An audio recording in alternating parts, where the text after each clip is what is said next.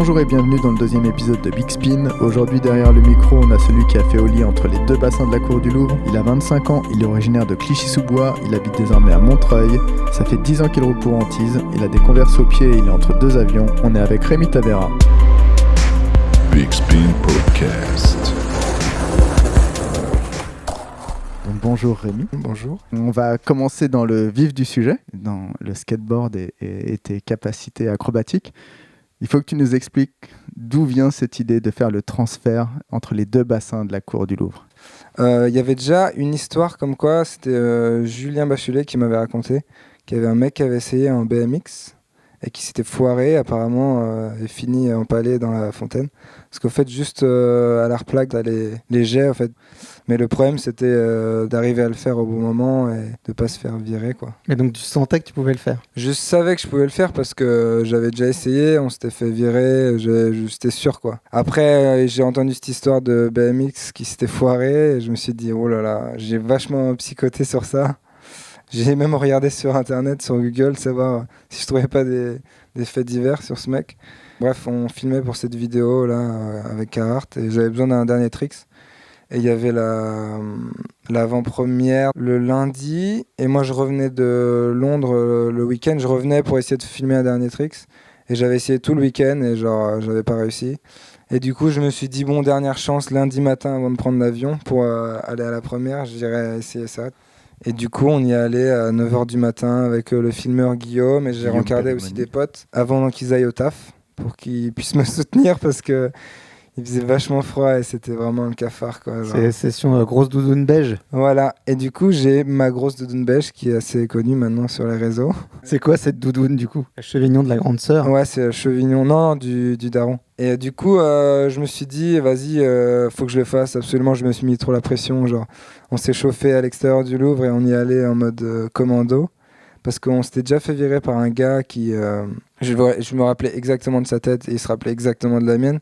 Du coup, s'il me voyait au loin, je savais qu'il allait me foncer dessus, tu vois. Du coup, on a essayé et on a eu trop de chance parce que le gars était pas là. Du coup, on a eu, je pense, 15 minutes et je l'ai fait, ce trick, avec mon pote qui m'attendait à la replaque avec la doudoune pour éviter que je me empale, tu vois. Et au final, ça s'est bien passé. Et combien d'essais? Je sais pas, je pense que c'était genre 10-15 minutes, mais hyper intense à courir. En fait, l'élan est vachement galère, quoi. C'est vachement parce qu'il faut que tu cours d'une fontaine à l'autre. Et t'as pensé à la grille du coup? T'as flippé ou pas? Ouais, les picots, ouais, j'y ai pensé, mais au final, j'étais bien content de réussir à esquiver la dernière seconde, quoi. Non, mais c'était une belle mission. C'était marrant de finir comme ça, genre d'avoir réussi à faire un trick si tôt le matin et après on allait faire un petit déj, quoi. Avec tout le monde, j'ai payé mon petit déj. En tout cas, bravo parce que c'est vraiment très impressionnant. Et pour en revenir à tes débuts dans le skate, tu peux nous dire où et quand ça commence ? J'ai commencé le skate à Clichy-sous-Bois dans le 93 avec mon frère. On avait une board pourrie, une board pour deux. Pendant un petit moment, on se partageait la board et on skatait dans ma rue. Et après, on est allé à Tomato Skate Shop, on s'est acheté une blind, je me rappelle. Et... Une blind quoi? Je veux des détails, je veux du croustillant. C'était pas un pro modèle, non, c'était juste une Reaper, ouais. On avait mis du scotch sur le graphique. Du coup, on voyait rien au final, il y avait juste du scotch sur la board. Vous skatiez tous les deux et chacun son tour ou c'était un jour l'un, un jour l'autre? Ouais, bah c'est comme un peu un jouet au début, du coup tu te le fais tourner et tout, mais ouais, parce qu'on était allé à Shell, je me rappelle, avec mon frère pour la première fois et genre avec cette board et moi j'avais pas de board, du coup j'avais pris des rollers et j'ai dû faire 1 heure et ça m'a trop saoulé, quoi. Du coup, ouais, Mathias il me parle toujours de ça, genre ouais, il me charrie, quoi. Mathias Thomer, donc qui dirige le skatepark de Shell. Donc il a des photos lui. Il m'a toujours dit qu'il avait des photos de moi en roller, mais j'y crois jamais parce que j'ai dû faire 1 heure. Inline ou 4x4? Non, en roller en ligne, hein, bien sûr. Clichy, c'est pas tout près de Shell. Comment vous vous rendiez au skatepark ? Shell, c'était dans le 77, du coup, fallait prendre 2 bus et c'était un peu la galère. Sinon, on demandait à nos parents qu'ils nous emmènent, mais c'était quand même un peu la mission pour y aller. C'était pas non plus juste à côté. Il fallait avoir l'accord des parents, mais Shell, ils savaient au moins qu'on était plus ou moins abrités, ouais, encadrés. Ils aimaient bien Mathias Thomer qui s'occupait de nous un peu. Et ouais, pour aller à Shell, soit on y allait en bus, soit des fois quand on était motivé, on n'avait pas trop de thunes pour prendre le bus, on y allait en skate et ça mettait une bonne heure. On revenait le soir Enfin, c'était une bonne heure facile à pousser jusque là-bas, quoi, parce que c'est pas non plus si proche. Et le soir, on rentrait, on se faisait nocturne et des fois on rentrait et on passait par Clichy-Montfermeil, les quartiers vraiment ghetto. Du coup, c'était genre le soir, on flippait, quoi. Les bons petits raccourcis. Ouais, même, tu vois, genre, je me rappelle, il fallait que je fasse un transfert d'un bus à l'autre et genre, le transfert, fallait marcher 200 mètres et c'était vraiment là où c'était chaud. C'était là où il y avait toutes les cités. J'y ai passé des fois, genre, 1 heure à attendre le bus et je faisais pas le malin, quoi. Quoi, parce qu'il y avait des interactions ou... Bah avant, c'est vrai que quand nous on skatait dans le 93, on se faisait pas mal emmerder, surtout par les racailles et tout. Il y a eu plein d'histoires.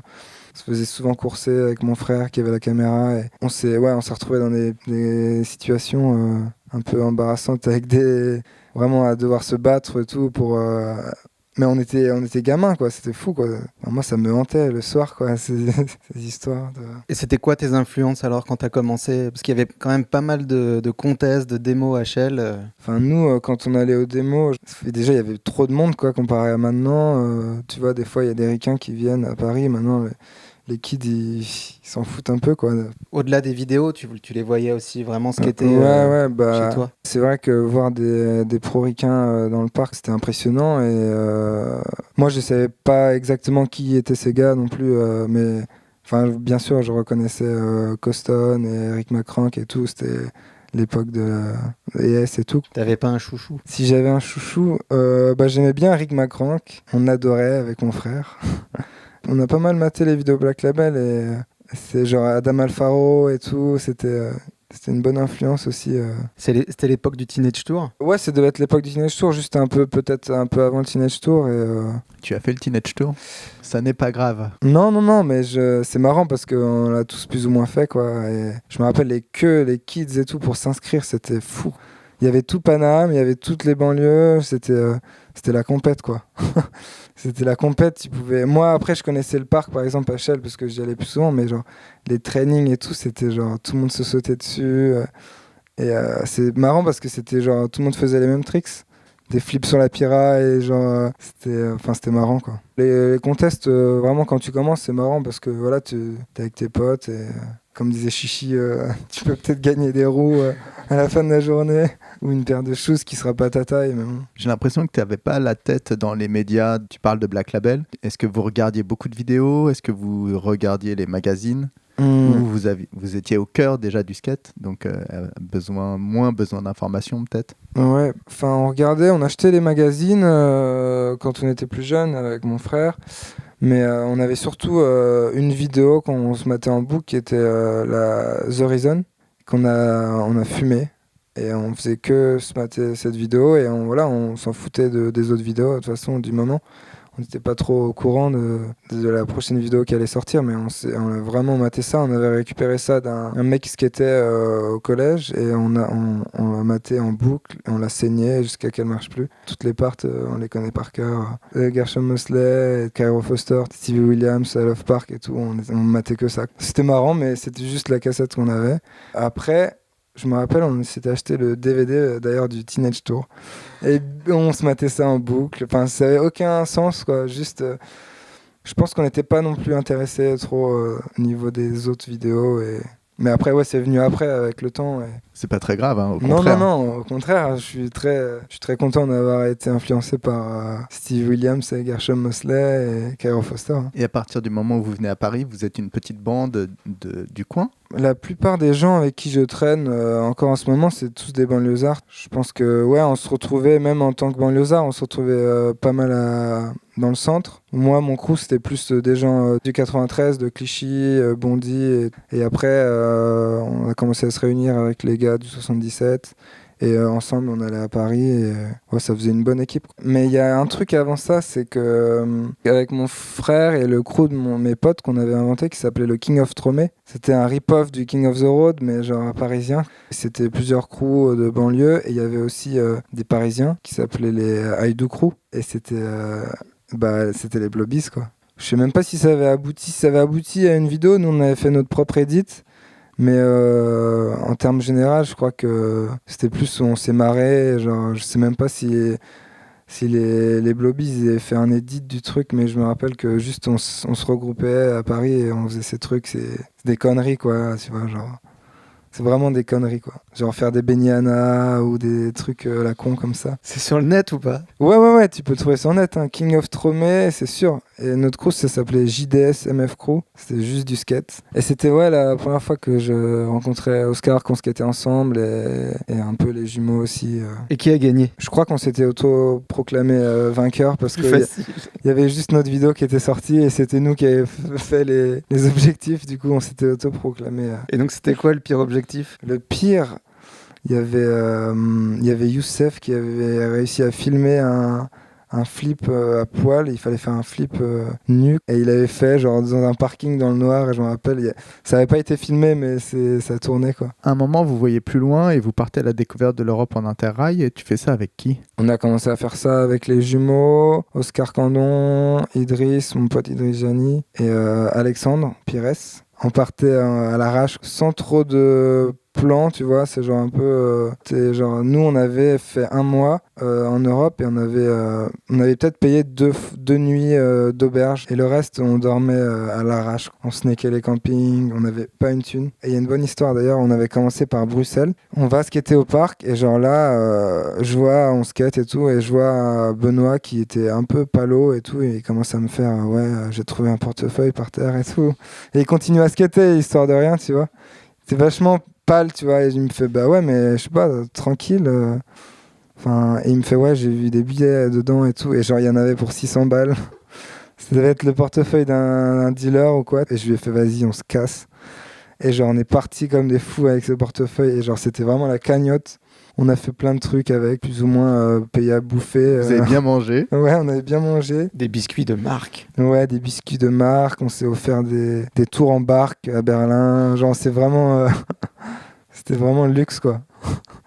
Et c'était marrant parce que genre, les jumeaux partaient avec rien et genre la première date à Bruxelles, ils trouvent ce portefeuille plein de thunes, bah forcément on l'a gardé. Ça nous a servi, c'était le petit budget du Tour d'Europe. Et vous avez fait combien de pays alors? Je sais plus exactement combien de pays on a fait, mais on a fait un bon Tour d'Europe, on s'est retrouvé en Scandinavie, en Croatie, passé par un peu les pays de l'Est. Et c'est vrai qu'il y a eu pas mal d'histoires après à raconter, dont des bagarres bizarrement, en Suède avec des locaux. Genre on s'est retrouvés parce qu'en fait la famille d'Oscar a une petite maison en Suède et on s'est retrouvés. Oscar s'est retrouvé au commissariat par exemple pour des histoires de bagarres. Enfin genre c'était vraiment sauvage quoi. On était sauvages à cette époque-là. On dormait n'importe où. On dormait souvent dans les trains, en fait, pour aller d'une ville à l'autre. Et on essayait de skater, quoi, mais c'était très, très peu productif. Selon une source bien informée, c'était toi le plus gitan. Vraiment ? Peut-être. Je sais pas, j'ai l'impression qu'on était plus ou moins tous à l'arrache, quoi. D'ailleurs, j'ai une board chez Antis qui est sortie avec une photo que j'ai prise, où tu peux voir à la gare de Malmö. C'est un banc en 4 places. Il y a les jumeaux, Oscar et Idriss. Voilà, moi j'avais pas de place sur le banc, du coup j'ai fini par prendre une photo, mais c'est clair qu'il y a des belles photos de ce trip. Il y a vraiment des beaux souvenirs en tout cas. Vous parliez bien anglais? Ouais, on se démerdait. Hein. Moi et Oscar, on commençait déjà à voyager du skate et tout. Du coup, Oscar, il avait vécu aux États-Unis, il parlait un peu anglais, mais de toute façon, on était débrouillards. Hein. Débrouillards à jamais? Débrouillards à jamais. Ça se passe comment avec les sponsors? Ça arrive quand dans ta vie? Mon premier sponsor, c'était Skate Crew. Alex qui s'occupait de ça et après c'est lui qui m'a hook up avec Hawaii Surf. J'ai skaté pour Hawaii Surf pendant pas mal de temps et c'était vraiment les premiers moments où je me gavais quoi, avec du matos. Ça faisait vraiment plaisir. Quand j'y allais, je pouvais me servir. Genre je prenais les boards que je voulais, je skatais souvent des crooked parce que j'aimais ça. Et c'était Noël tous les jours. Ouais, c'était vraiment cool quand tu passes du statut à genre payer tes boards et galérer. Avant ça, on s'achetait des nudes parce que c'était les moins chers et voilà, c'était plus ou moins du bon bois. Et après, il y a eu Hawaii Surf, donc j'ai commencé à avoir des boards gratos. Je pouvais même prendre des trucks et des roues, du coup, c'était vraiment charmé quoi. Et les autres sponsors alors du coup, comment ça arrive après? En fait je connaissais Julien Bachelier parce que il me donnait des cours de skate à Shell. enfin à l'ancienne, et du coup on s'est rencontrés là-bas, et c'est vrai que après il m'a proposé de skater pour Antise en flow, et c'est venu un peu naturellement. De toute façon, toutes mes histoires de sponsors, ça a toujours été plus ou moins naturel, avec des gens que je connaissais déjà, et ça s'est toujours fait assez facilement. Et quand t'es arrivé chez Antis, t'as ressenti de la pression? J'avais la pression parce que j'étais le plus jeune. Je m'en suis pris plein la gueule dans les premiers trips, c'est sûr et certain, quoi. J'étais déjà bien à l'arrache, du coup je me suis bien adapté et tout, mais ils m'ont vraiment mis la misère. Genre, je me rappelle m'être pris des claques dans la gueule par Steve Forstner, genre à 5h du mat, enfin négatif plutôt. Est-ce qu'il y en a un qui t'a impressionné plus particulièrement en arrivant chez Antise? Il y avait Dallas Rockvam, quand il skatait pour Antise à l'époque, vraiment il m'impressionnait. Enfin, je me rappelle le voir en backtail Hollywood Eye, il y avait cette cover floue, je sais pas si tu te rappelles. J'étais un peu intimidé par ce gars-là. Et au final, hyper ouvert à l'Europe, hyper intéressé, tu vois. Je me rappelle il y avait un espèce de drop à Bordeaux qu'il avait fait. Je sais pas si vous vous rappelez, c'était une espèce de énorme tombette, juste un tel drop dans un plank. Et tu replaquais, je sais pas, à 3 mètres de haut. Et c'était... je me rappelle, l'impact était tellement énorme qu'il avait laissé des traces sur le sol de ses roues. Enfin, tu sais, Dallas, il est hyper fort pour ça, pour les grosses tombettes et tout. Et ça m'avait fait halluciner, même si en soi c'est pas genre, C'est pas très technique une tombette. ouais, mais c'était une grosse tombette, et voilà quoi. Il y a eu beaucoup de Hellfest avec Antise. Ouais, Je crois que t'en as vu des vertes et des pas mûres là-bas. ouais, bah on a fait je crois 3 Hellfest d'affilée, à savoir le Hellfest, c'est un des plus gros festivals de métal en Europe, et du coup nous on était invités tous les ans pour skater, et voilà quoi. Du coup on allait là-bas et on pouvait mater les concerts, et donc on skatait ce parc qui était assez cool, et voilà, on était plus ou moins libre de faire ce qu'on veut et se balader un peu, et c'était vachement cool. Toi, t'étais bien dans le délire métal et tout? Pas tant que ça, plus rock, tu vois, mais c'est une bonne expérience, hein. C'est vraiment marrant de faire du skate dans un festival où c'est la fin du monde, quoi, quasiment.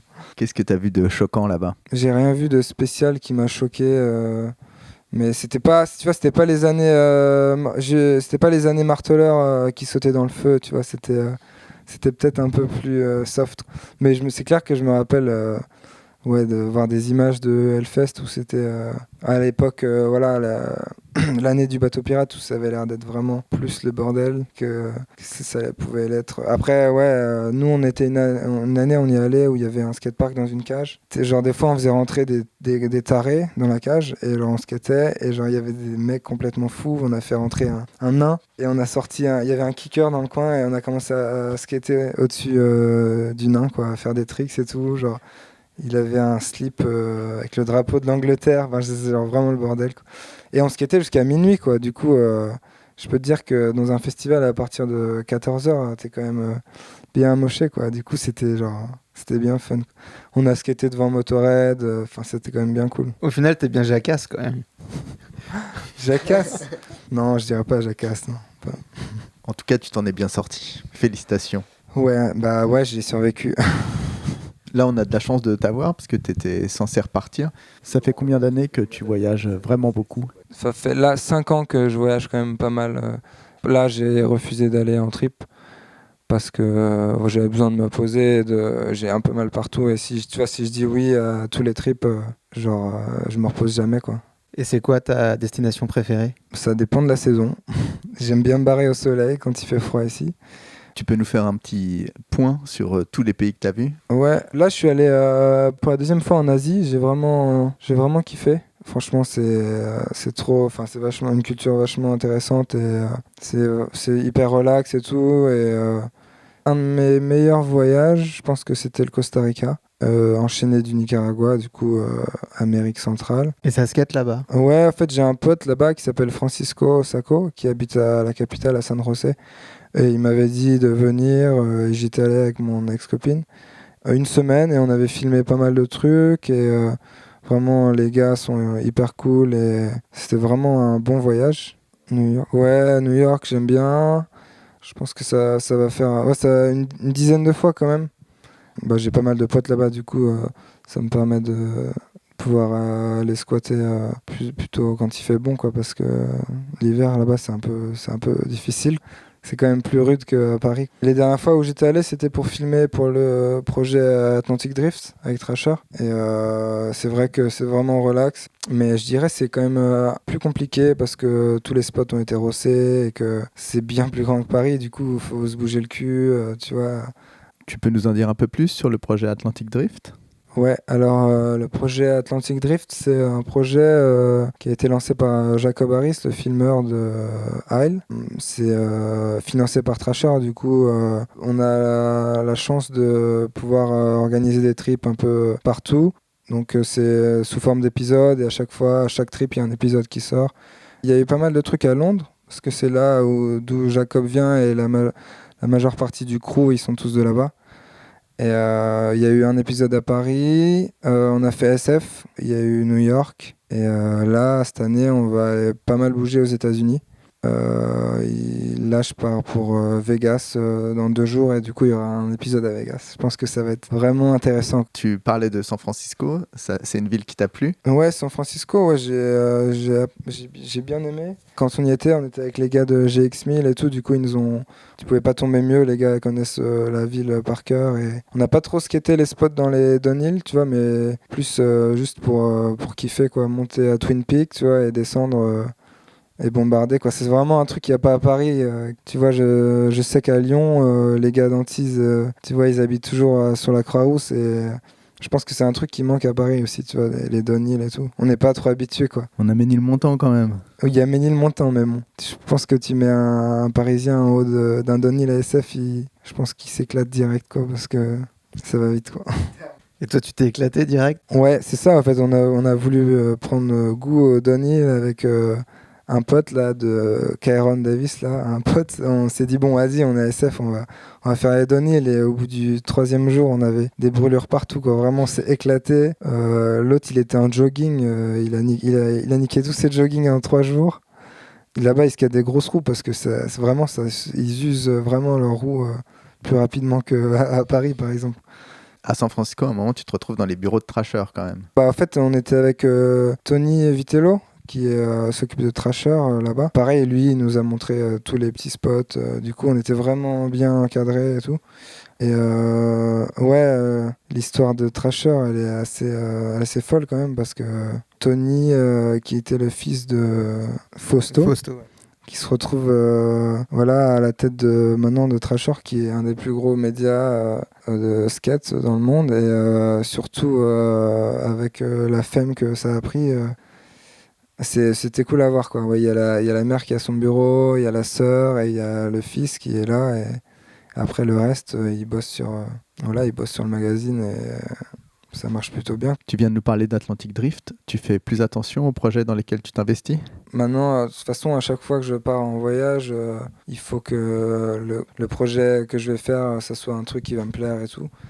Je pense que au niveau des médias, genre vidéo et photos, c'est important d'être avec des gars à qui tu peux faire confiance, et je sais que ce qui va sortir, ça va être cool, et c'est important. Et des fois, t'en as pas eu marre de voyager, justement ? Bah si, c'est clair que j'aimerais des fois être plus à Paris et plus dans mon lit, quoi, et je te disais que à force des fois des voyages, des fois tu perds la motivation aussi, et genre je pense que c'est important de se poser et tout.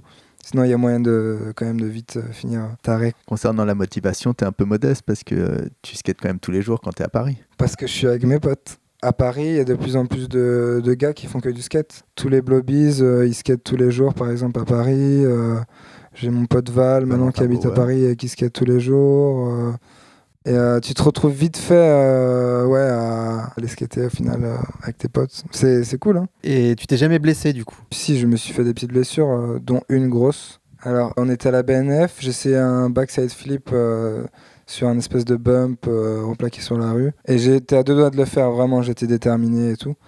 Au moment de prendre l'élan, j'y suis allé comme un bourrin, vraiment tête baissée et tout. Et genre là, il y a un mec qui a ouvert une porte de sortie en béton, et je me suis pris directement sur le crâne, dans le haut du crâne, et je me suis réveillé par terre et sans savoir ce qui s'est passé parce que j'ai pas vu venir, et je me suis pris un énorme coup sur la tête, et du coup en sang et tout, je vois Oscar qui court vers moi, Et genre là, je vois du sang et tout, du sang épais, tu vois, coagulé. Genre, je me dis, oh, c'est pas bon et tout. Et ouais, et genre, j'avais des bouts de dents dans la bouche. Genre, je m'étais tellement contracté au niveau du choc que je m'étais pété les dents et tout. Et du coup, ouais, les pompiers sont venus et je me suis dit, bon, ils doivent rien connaître, savoir. Ils essayaient de me toucher la boîte crânienne, voir si j'avais pas la boîte crânienne cassée. Ils me posaient des questions, genre. Quel jour on est? Bah moi je sais pas. Enfin, et genre du coup j'étais un peu, ils m'ont un peu saoulé et tout. Ils m'ont emmené à l'hôpital et j'étais vraiment flippé. Et au final, je me suis fait agrafer la tête quoi, à l'arrache, vraiment genre agrafeuse, boum boum boum. Et ça allait quoi. J'ai juste toutes les cervicales déplacées à cause du choc et tout, mais rien de pas de trauma crânien ou quoi que ce soit, tu vois. Donc je touche du bois quoi. Et donc la blessure, quand tu skates, c'est pas un truc auquel tu penses nécessairement. Bah j'y pense parce que j'ai vachement de potes qui se blessent et tout, mais je fais aussi attention à, tu vois, quand j'ai un peu mal quelque part, je force pas dessus quoi, je me repose et tout quoi. Je pense que ça dans le skate, y a des gars qui forcent un peu trop. Je pense que c'est pas bien, tu vois, genre t'as une grosse gueule de bois, tu vas skater, faut faire gaffe. Souvent comme ça que tu te blesses par exemple. Faut faire gaffe à tout ça quand même. Tu bois beaucoup d'eau? J'essaye de boire beaucoup d'eau, j'en buvais pas trop. Mais ouais, j'en bois de plus en plus. Mais ouais, c'est important hein, si tu veux faire du skate tous les jours. Tu fais gaffe à la bouffe? Je fais gaffe à la bouffe, ouais, carrément. Bah, j'ai arrêté de manger de la viande, ça fait 2 ans et demi. Bon, bah, physiquement, je pense que ça a pas bougé, tu vois, je me sens toujours aussi bien. Enfin, aussi bien. Ça dépend des jours. Et non, mais ouais, je fais gaffe à ce que je mange, c'est clair. Je mange pas de fast-food, je bois pas de soda, je m'hydrate, je bois pas mal d'alcool quand même, tu vois, comme, je sais pas, la plupart des jeunes, quoi, mais... Et les étirements, t'en fais jamais? Si, je m'étire de plus en plus. J'ai eu des problèmes de dos, du coup, c'était la seule solution, voilà, et j'ai retenu la leçon, et genre... de toute façon, quand tu pars en trip, maintenant, avec des gars qui font du skate un peu professionnellement, tout le monde est plus ou moins au courant de ça, quoi, donc c'est les trucs dont tu parles avec les gars avec qui t'es en trip, limite, genre, tu t'étires ensemble, quoi. Bon, on a fait un bon tour. On a une nouvelle question pour finir, la question d'Alban. C'est si tu devais retenir une part de skate. Je dirais peut-être Jack Johnson dans la Minefield. S'il y a une part, c'est celle-là. Je dirais ça, Jack Johnson dans la Minefield. Et s'il devait en rester qu'un? Jack Johnson. Je pense que ouais, Jack Johnson, genre c'est un des mecs, pour l'avoir vu skater en vrai, c'est un des mecs qui m'a le plus impressionné. Tu vois, c'est juste sa vision du skate et la façon dont il aborde les spots. Je pense que c'est hyper intéressant. Et... C'est quoi sa façon d'aborder les spots? Bah, c'est une grosse bête qui va avoir une idée précise de ce qu'il veut faire et il va peut-être passer 1 an à vouloir faire son tricks, mais tout le monde va s'en rappeler quand il l'aura fait. Merci Rémi. Merci beaucoup. Merci à vous. On remercie la technique aussi, Mathias Elichabert, Salim Krim. Merci à Diviano pour le générique. Et merci à tous les auditeurs. On a eu beaucoup de retours, c'est très gratifiant et on va continuer.